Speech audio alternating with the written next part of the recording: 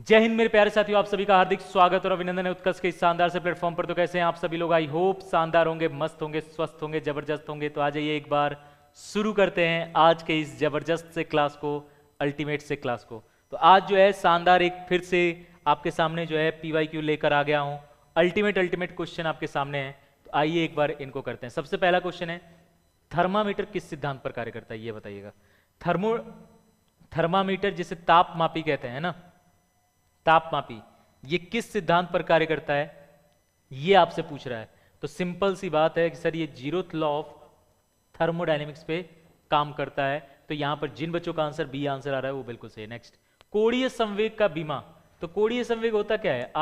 L equal to I omega, यानी I का हो जाएगा mr² और ओमेगा, यही होगा। यस, अगर मैं बात करूं तो यहां से देखो m का m1, इसका L2 और ओमेगा का होता है T-1, तो ये इसकी बीमा होगी। यस, याद रखना प्लांक्स कांस्टेंट की भी डायमेंशन यही होती है।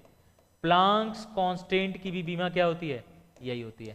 तो प्लांक नियतांक की भी बीमा सेम होती है, जो इसकी है वही प्लांक नियतांक की भी बीमा हो जाएगी, इस बात को याद रखना। प्रिज्म से गुजरने वाली कौन सी रंग का अधिकतम विचलन होता है?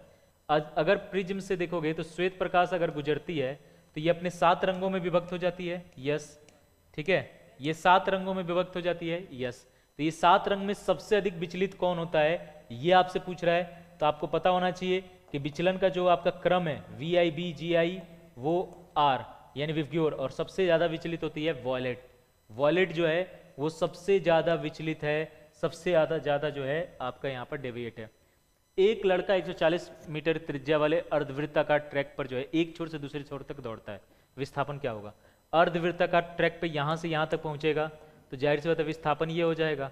अब ये रेडियस कितना था? 140, तो 140 280 मीटर, यहां पर 280 मीटर क्या हो जाएगा? विस्थापन। नेक्स्ट, समविभव सतह के गुण के बारे में निम्नलिखित में से कौन सा कथन सही है? समविभव सतह पर कौन सा सही है ये बताना है। The electric field is always parallel to the potential surface, गलत। Equipotential surface having variable voltage, गलत। वोल्टेज ही सेम होगा। Electric field always perpendicular to equipotential surface, equipotential surface के हमेशा जो है याद रखना ये इलेक्ट्रिक फील्ड है, और इनमें कहीं भी लंबवत लाइन खींचोगे तो ये इसका जो है इक्विपोटेंशियल सरफेस हो जाएगा, और यहाँ पर विभव इस लाइन पर पूरी जो है विभव समान रहेगी, इस बात को याद रखना। नेक्स्ट, साबुन के बुलबुले की औसत त्रिज्या दिया हुआ है और इस पर पृष्ठ तनाव दिया हुआ है। अतिरिक्त दाब एक्सेस प्रेशर आपको ज्ञात करना है, एक्सेस प्रेशर निकालेगा।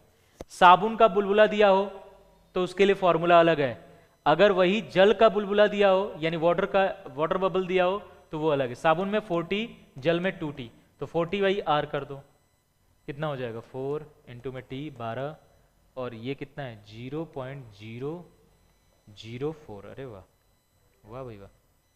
अगर मैं देखूं तो ये कितनी बार में जाएगा? ये अगर मैं, सिंपल सी बात है सर, यहाँ से कितनी बार में? 100 से 10 से करोगे तो इतना, 100 से 1000, 1000 बार में जा रहा है, तो कितनी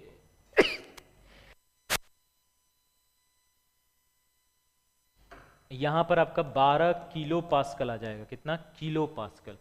तो यहाँ पर आपका ये राइट आंसर हो जाएगा। नेक्स्ट, वैद्युत चुंबकीय तरंग के वैद्युत घटक एवं चुंबकीय घटक के बीच कोण कितना होता है? तो वैद्युत घटक और चुंबकीय घटक के बीच का कोण होता है 90 डिग्री। नेक्स्ट, अगर मैं बात करूं एम्पियर के एक तत्व की धारा क्या है जब उसमें रेजिस्टेंस दिया हुआ है, टाइम दिया हुआ है, हीट दिया हुआ है, करंट पूछा हुआ है, तो आप सभी को पता होना चाहिए H इजकल टू एक फॉर्मूला होता है। कौन सा फॉर्मूला लगाओगे? इसमें R और T है ना, तो I² RT। यस, मुझे क्या निकालना है? I² इजकल टू हो जाएगा H अपॉन में RT, और I इजकल टू में हो जाएगा √H अपॉन RT। कर दो भैया। H कितना है? 1200।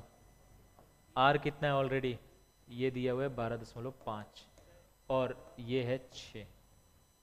देख लो 6 यानी कितनी बार जा रहा है? 6 है ना? Yes yes yes yes yes.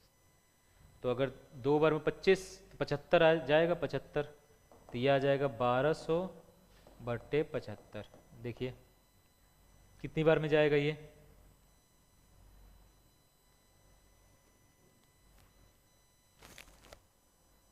4 16 बार में जा रहा है क्या? देखो एक बार, 16 बार में, हाँ है ना?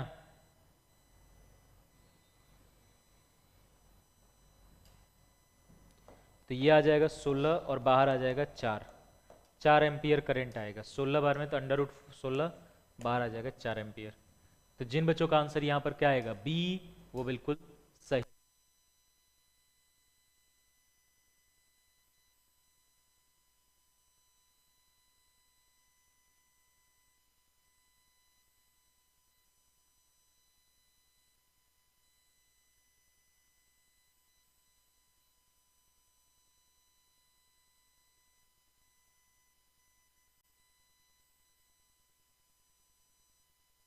चलिए नेक्स्ट क्वेश्चन, तापमान वृद्धि के साथ धातु की चालकता पर क्या होता है? धातु की, देखो तापमान बढ़ेगा तो धातु का प्रतिरोध बढ़ेगा, और प्रतिरोध बढ़ेगा तो चालकता क्या होगी? कम होगी, डिक्रीज, घट जाएगी। प्रतिरोध बढ़ेगा तो चालकता क्या होगी? चालकता जो है वो कम हो जाएगी, कम। चलिए, किसी ग्रह के क्षेत्रीय वेग के संबंध में केपलर का दूसरा नियम किसके संरक्षण पर आधारित है? तो ये संवेग बोल रहा है, ये संवेग बोल रहा है। किस पर? तो सर सेकेंड लॉ केपलर का क्या कहता है कि समान समय अंतराल में किसी भी ग्रह द्वारा, ठीक है, ग्रह और सूर्य को मिलाने वाली लाइन समान समय अंतराल में समान क्षेत्रफल तय करती है, यही कहता है। और यह कोणीय संवेग संरक्षण सिद्धांत पर आधारित है, याद रखना। किस पर? कोणीय संवेग संरक्षण सिद्धांत पर ये आधारित है। नेक्स्ट कह रहा है 180 डिग्री घुमाने में कार्य। अब इस पर देखो, 2 बार ये क्वेश्चन, 3 बार क्वेश्चन ये पूछा जा चुका है प्रीवियस। अगर मैं 3 साल में पूछूं, 3 साल मतलब 8 पेपर, 8 पेपर में इसी टॉपिक से 3 बार क्वेश्चन देखने को मिला है, तो इसका मतलब ये टॉपिक कितना इंपॉर्टेंट है, इससे समझ जाना है। तो यहां से आपका वर्क डन पूछा है, मैग्नेटिक फील्ड पता ही है, तो वर्क डन क्या हो जाएगा? वर्क डन आपका हो जाएगा sir mb 1 minus cos theta. अब आपको थीटा पता है कितना होता है? 180। 180 करोगे तो कॉस 180 कितना होगा? -1, माइनस माइनस प्लस हो जाएगा, तो यह वर्क डन हो जाएगा +2 MB।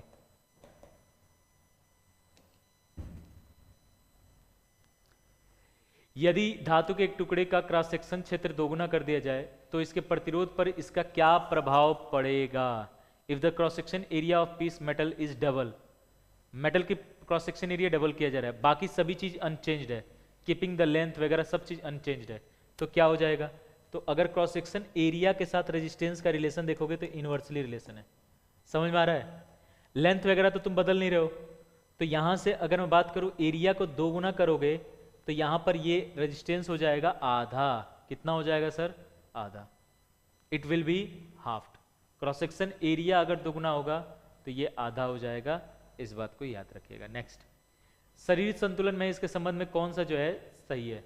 बताओ, which statement is true regarding the body is in equilibrium? तो इक्विलिब्रियम में क्या होना चाहिए? ये ट्रांसलेशनल इक्विलिब्रियम में होना चाहिए और रोटेशनल इक्विलिब्रियम में होना चाहिए। दोनों होगा तो वो इक्विलिब्रियम में माना जाएगा।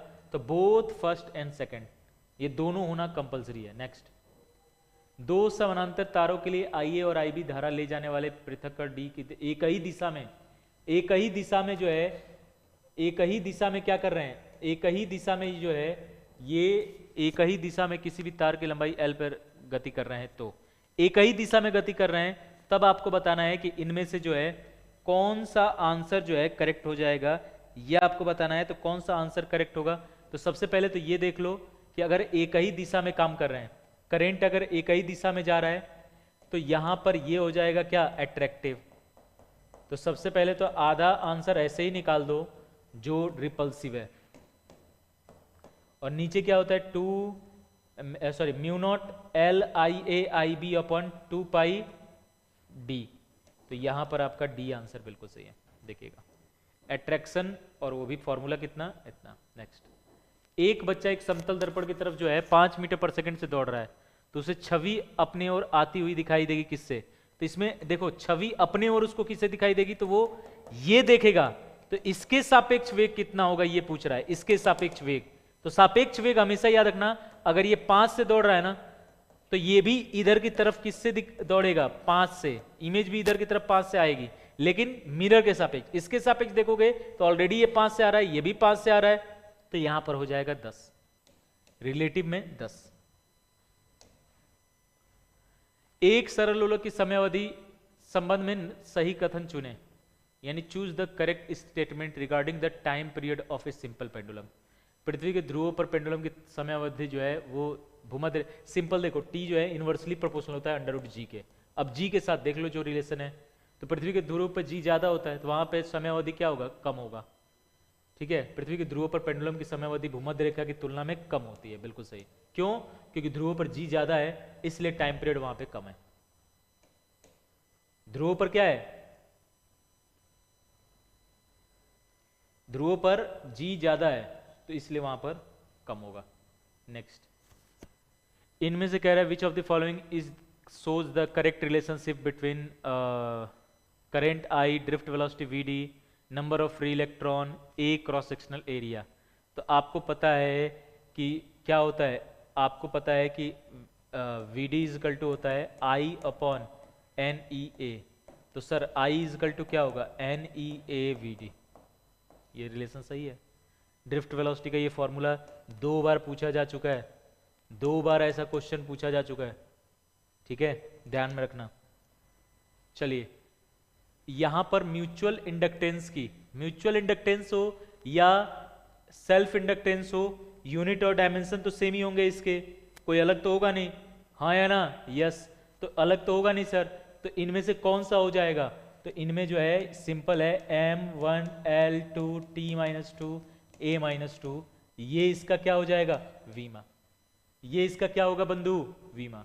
तो जिन बच्चों का आंसर क्या आ रहा है, यहां पर बी आंसर आ रहा है वो बिल्कुल सही है। नेक्स्ट, नेक्स्ट अगर देखें, सिस्टम की आंतरिक ऊर्जा में शुद्ध वृद्धि या कमी क्या होगी जब सिस्टम पर इतनी ऊर्जा का स्थानांतरित किया जा रहा है और सिस्टम द्वारा 45 जूल कार्य किया जाता है। Work done by the system है, ओके बाय द सिस्टम है, हो गया भाई, लो -20 आ जाएगा, इसमें करने की जरूरत ही नहीं है ना, आंतरिक ऊर्जा पूछा है ना, ये हो जाएगा del Q minus del W.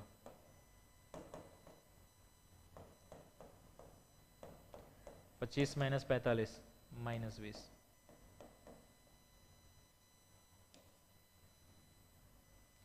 चलिए, कार्नट इंजन, ये स्रोत का तापमान, स्रोत का तापमान के साथ, यहां पर स्रोत के तापमान के साथ चलने पर 100 डिग्री ये सेल्सियस, ये सोर्स का होगा, T1 है ये T2 है। कर दो भाई, एफिशिएंसी पूछा है, एफिशिएंसी सबसे पहले तो इन्हें कन्वर्ट करो। T1 कितना है, 100 डिग्री सेल्सियस, तो इसको कन्वर्ट करोगे तो ये आ जाएगा 273 प्लस 100 373, 373 केल्विन। T2 कितना होगा, -23, तो 273 में से 23 घटाओगे कितना आएगा, डिग्री सेल्सियस है तो ये आ जाएगा 250 केल्विन। लो भाई, एफिशिएंसी क्या होगा, 1 minus T2 upon T1, 1 minus T2 कितना है, T2 है 250, T1 कितना है 373। कर दो ना, कर दो ना,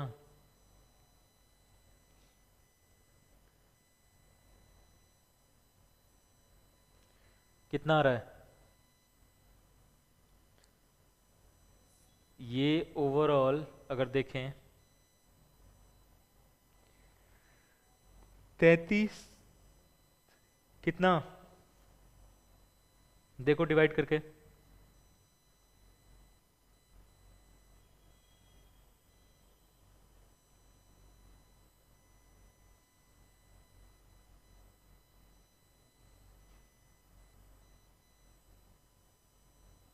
कितना आएगा, तो ये आएगा सर 1 माइनस में 0.67 आ रहा है, तो ये आ जाएगा कितना 0.33। एफिशिएंसी परसेंटेज में 33%।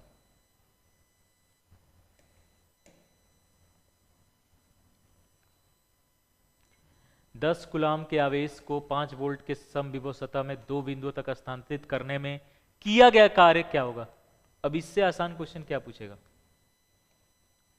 इक्विपोटेंशियल सरफेस बहुत इंपॉर्टेंट टॉपिक में से एक है, और आप जानते हो इक्विपोटेंशियल सरफेस में पोटेंशियल क्या होता है, सेम, विभव क्या होता है, समान, और समान विभव में अगर चार्ज को स्थानांतरित कर रहे हो, तुम्हें कोई कार्य करने की जरूरत है क्या?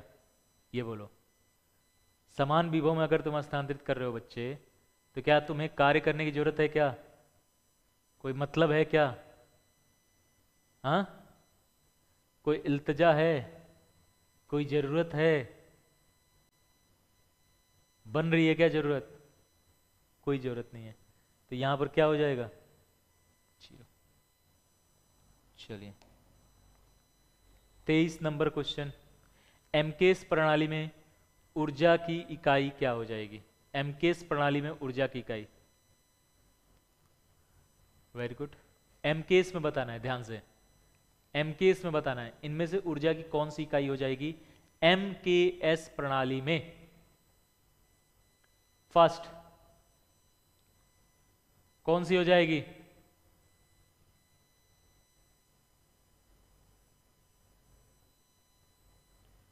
एमकेएस प्रणाली में कौन सी हो जाएगी?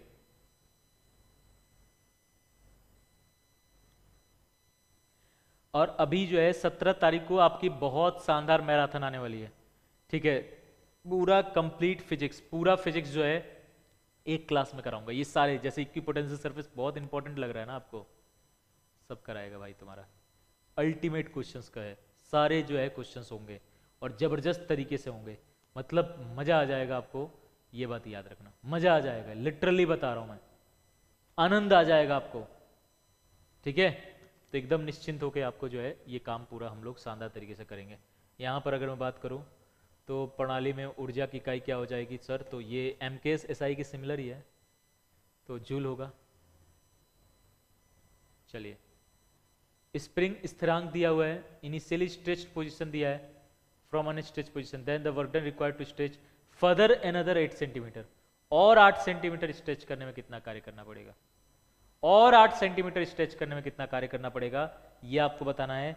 एकमात्र बेहतरीन क्वेश्चन अगर मैं बोलूं कि पूरे इलास्टिक पोटेंशियल एनर्जी में से बनती है तो ये बनती है, इलास्टिक पोटेंशियल एनर्जी, प्रत्यास्थ स्थिति ऊर्जा। एकमात्र बेहतरीन क्वेश्चन, एकमात्र जो है बेहतरीन क्वेश्चन है। 1 मिनट का पूरा समय है, ध्यान से देखिए, आंसर दीजिए।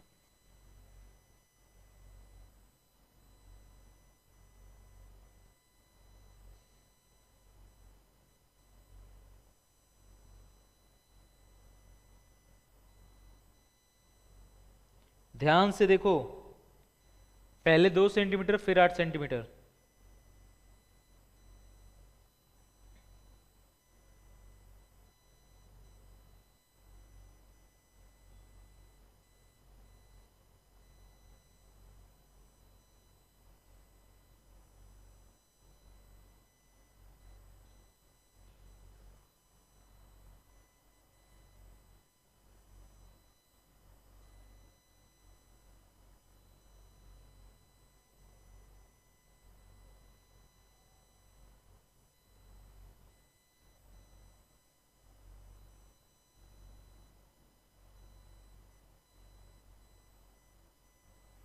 क्या हो जाएगा सर? सिंपल सा फॉर्मूला होगा क्या?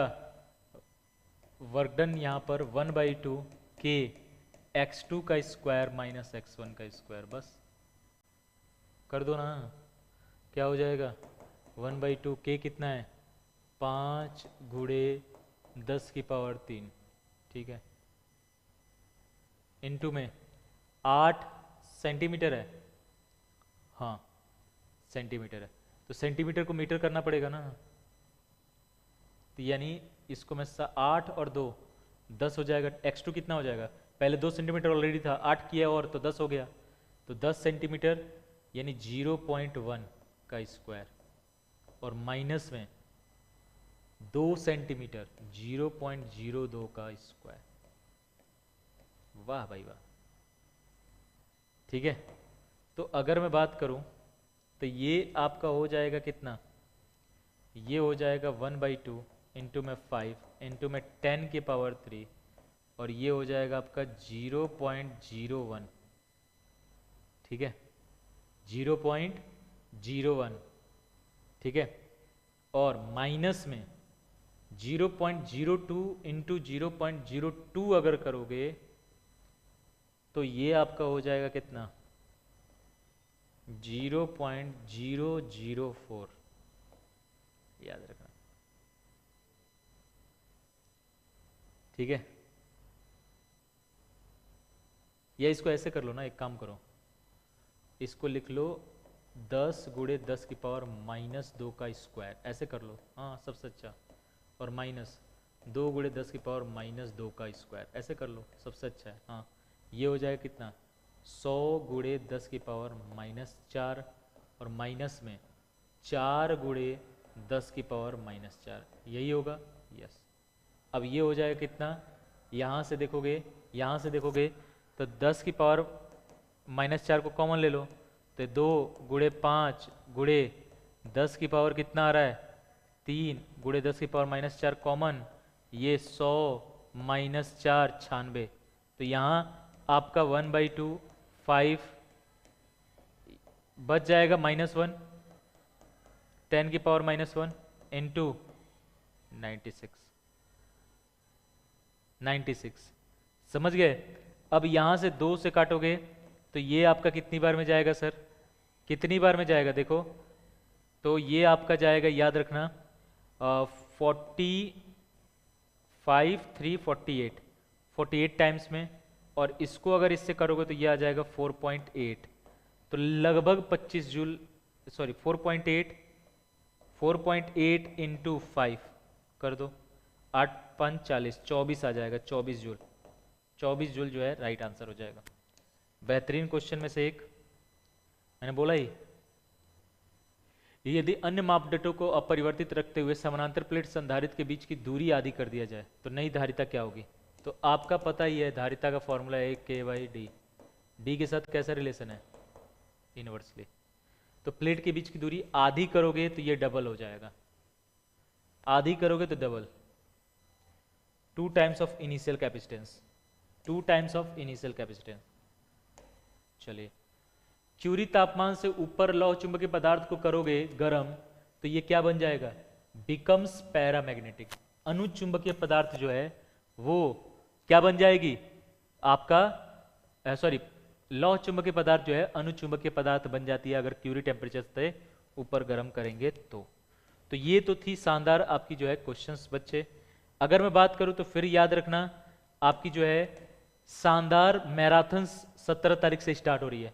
17 को आपकी पहली मैराथन, बहुत अल्टीमेट क्वेश्चन आपके लिए तैयार किया हूं, पूरी फिजिक्स कवर करूंगा, और यह सुबह 8 बजे से आपकी जो है क्लासेस स्टार्ट होगी बच्चा। 18 तारीख को रविकांत सर की मैथ्स की क्लास होगी, ये भी सुबह 8 बजे से। 19 तारीख को विकास सर की इंग्लिश की क्लास होगी सुबह 8 बजे से। सेम 20 को प्रिया मैम की रीजनिंग की, 21 को ऋषभ सर की मैथ्स की सुबह 8 बजे, और शाम को 21 तारीख को ही शाम को जीके की जो है शाम को 4 बजे जो है ये मैराथन क्लासेस का शेड्यूल है, इसको ध्यान में रखना। और इसके साथ साथ होली हंगामा आपका स्वागत कर रहा है भैया। 9 से 22 मार्च तक जो है होली हंगामा रहने वाला है, इस बात को याद रखना। 90% तक की, क्या 90% तक की जो है आपको यहाँ पर अप टू 90% तक की डिस्काउंट मिल रही है, साथ में 100% तक कैशबैक पाने का मौका, यानी 100% तक कैशबैक पाने का मौका है आपके पास। अगर आप ओल्ड स्टूडेंट हैं तो आपको 10% एक्स्ट्रा डिस्काउंट भी मिलेगा, उसके लिए होली का कूपन कोड इस्तेमाल करना है।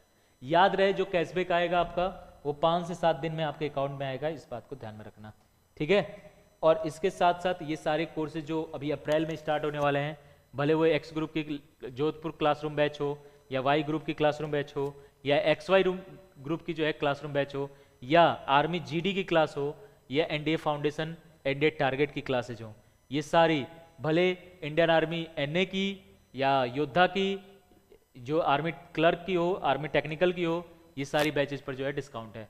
साथ में टेस्ट सीरीज पर भी सेम ऑफर है, और टेस्ट सीरीज में 6 मंथ प्लान हो, 12 मंथ प्लान हो, एक्स ग्रुप हो, वाई ग्रुप हो, या XY ग्रुप या NDA, सब पे जो है ये ऑफर चल रहा है, तो इसका लाभ उठाइए और जबरदस्त अल्टीमेट तरीके से जो है अपने तैयारी को और शानदार और जबरदस्त करिए। अब एग्जाम के दिन पास आ गए हैं, तो अब जितना ज़्यादा एक्स्ट्रा प्रैक्टिस कर सकते हो, जितनी नई चीज़ें देख सकते हो, नई चीज़ें मतलब नए टॉपिक नहीं पढ़ना है ना, नए ये जो मेन टॉपिक्स हैं, जैसे मैंने आपको अभी क्वेश्चंस दिखने को मिल रही है, जहाँ से जब मैंने क्वेश्चन के वक्त बता रहा हूँ, तो उनको एक बार जो है क्विक रिवीजन में रख लेना है, क्विक जो है ध्यान में रख लेना है।